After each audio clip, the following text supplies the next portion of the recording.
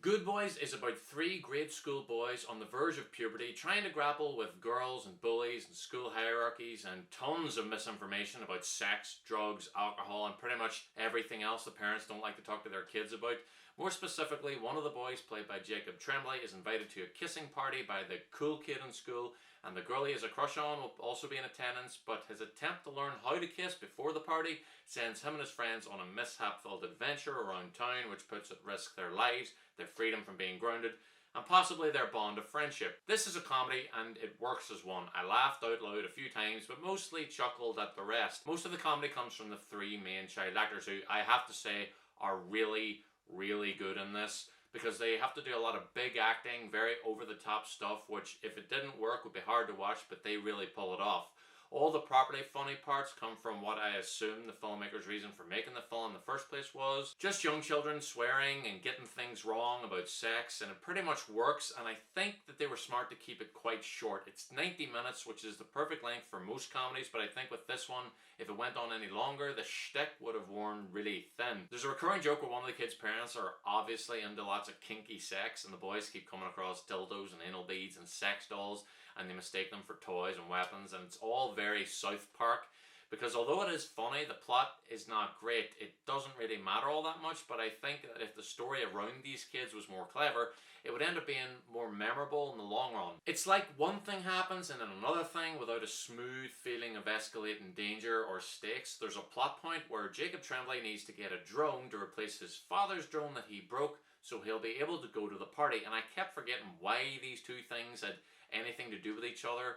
The drone only gets broken because the kids are savvy enough to know what porn is and what it means when a girl gives consent, but not enough to think of typing "how to kiss a girl" into Google. So they use the drone to spy on the next door neighbor girl on the off chance that she and her boyfriend will be making out. The drone gets caught and then destroyed, and if his dad finds out, he'll ground him and he won't be able to go to the party. Also, all of the drama and conflict is caused because one of the kids will just blurt out what they're doing to adults and enemies because he just can't keep secrets. There's also a scene where, for absolutely no reason, Jacob Tremblay just tells his friends that he was the only one invited to this party and they weren't, which he was keeping secret from them. And this is the thing that causes them to split up. A lot of it feels really lazy, and also the boys accidentally steal the neighbor's drugs, and the two girls really want their drugs back. Enough to shell out in total about $1,200 for like this much ecstasy. Also, I'm not sure they ever call it ecstasy because they just call it Molly, and I'm not sure that many people know that one is a nickname for the other. The whole thing is very like Superbad, but the characters are younger. There's the party they have to get to so they can get the girl, and the friends realizing they will eventually have to part ways being a theme of the movie. And although Seth Rogen and Evan Goldberg, who wrote Superbad, are producers on this, they don't have a writing credit, which is weird considering how much this actually rips off of Superbad. It also copies a lot from American Pie and definitely South Park, and even a little bit of Little Miss Sunshine for one scene.